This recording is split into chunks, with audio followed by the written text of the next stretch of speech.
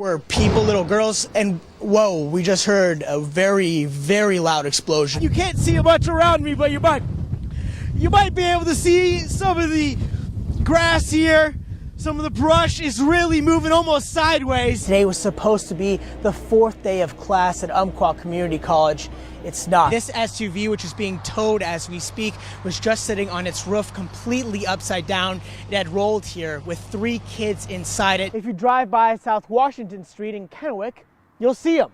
All 5 of them. Last time a major presidential candidate visited Yakima was 1999. Bernie Sanders will change that tonight. Not directly in the car, of course, but online on their Twitter page. What firefighters will be able to do with these new cameras is find people in smoke-filled rooms when they can't even see a foot in front of them, or in this case, just with the lights off. Now this is my good friend Spike. Hi Spike, how you doing? He's a porcupine, appropriately named of course. Take a look over here. This fire set this morning got so hot that it nearly melted the grill right off of that Ford truck. You can barely even tell that that's a Ford sticker in the front. To show you how thick this ice is right beside me, this is about 3 inches right here. The guy who really makes things run around here is JJ. You're the box manager, right?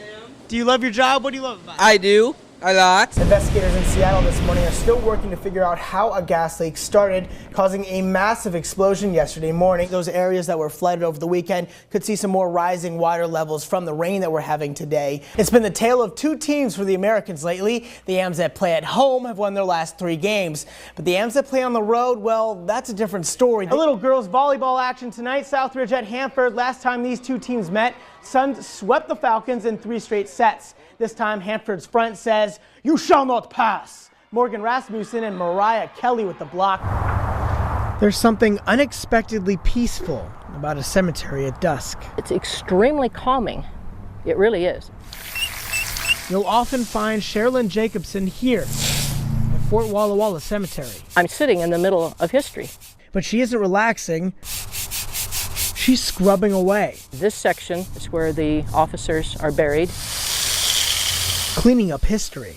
It's my understanding that these are the men that were killed in action during the early Nez Perce Wars in 1877. All veteran headstones in Walla Walla are getting a good, deep clean, thanks to Jacobson. I think in the past, all the city has had time and resources to do is maybe a power wash. She's volunteering countless hours of her time and energy to spraying, rinsing, and scrubbing. Jacobson says she loves it. Oh, it's a joy. Yeah, I really do enjoy it.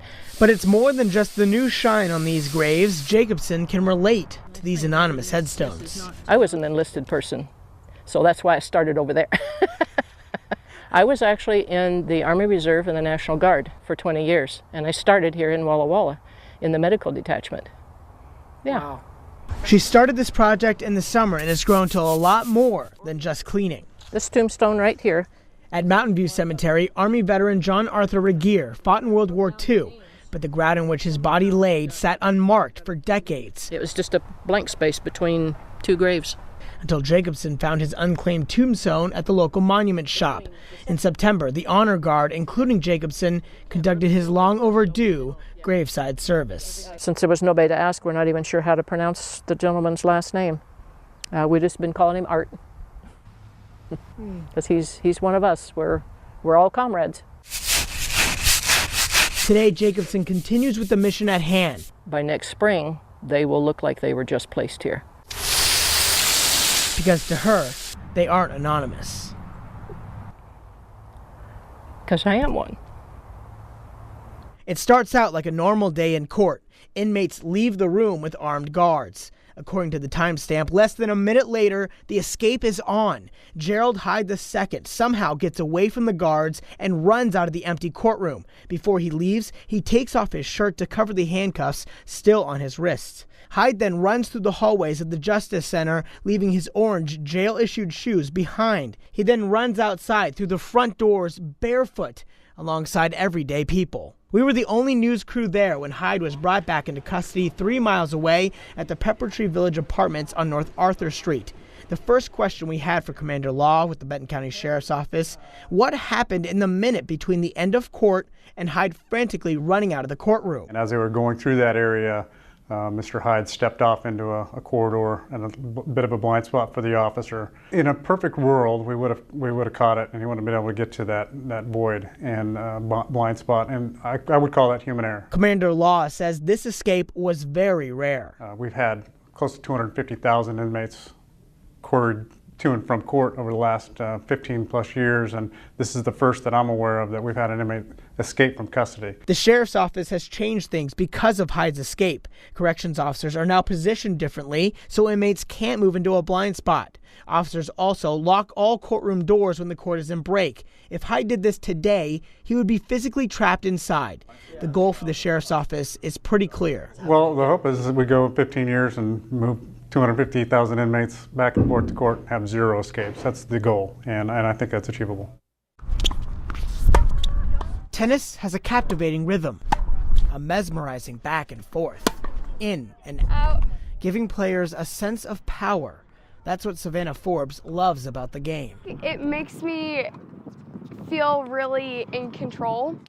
For Savannah, control is something she hasn't had very much of lately. While most 16-year-old girls will be thinking about school, boys, and clothes, Savannah was thinking about survival. So I actually, I have a scar that goes from my ear all the way across my head. Savannah's condition started without warning. I was at a summer camp and I got a really bad headache one day and just got really sick. I thought I had a migraine, and they did a CAT scan and found that I had a brain bleed. That same weekend, Savannah planned to see her favorite musician, Taylor Swift, in concert in Seattle. A cruel twist of fate put her at Harborview Medical Center, right down the street from the concert at CenturyLink Field. And I had to have 2 brain surgeries. Hey Taylor, so I was supposed to come to your concert this weekend. You might even remember Savannah from her videos shared online thousands of times. It would make my wildest dreams come true, though, if you would give me a call or come visit me here at Harborview Medical Center. After surgery, doctors didn't know if Savannah would ever fully recover. Somehow, she's fought her way back to practicing with Kamaikan's varsity tennis team. And she's not just practicing, she's playing, and playing well.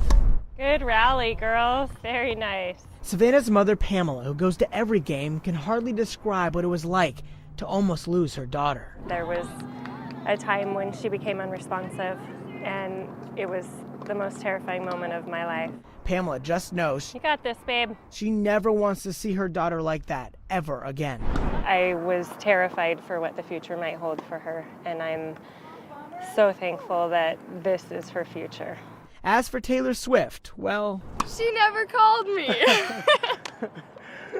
are you upset about that at all? Or? I was a little at first, but she's a busy lady. It's okay. She still loves Taylor Swift, so it's all good.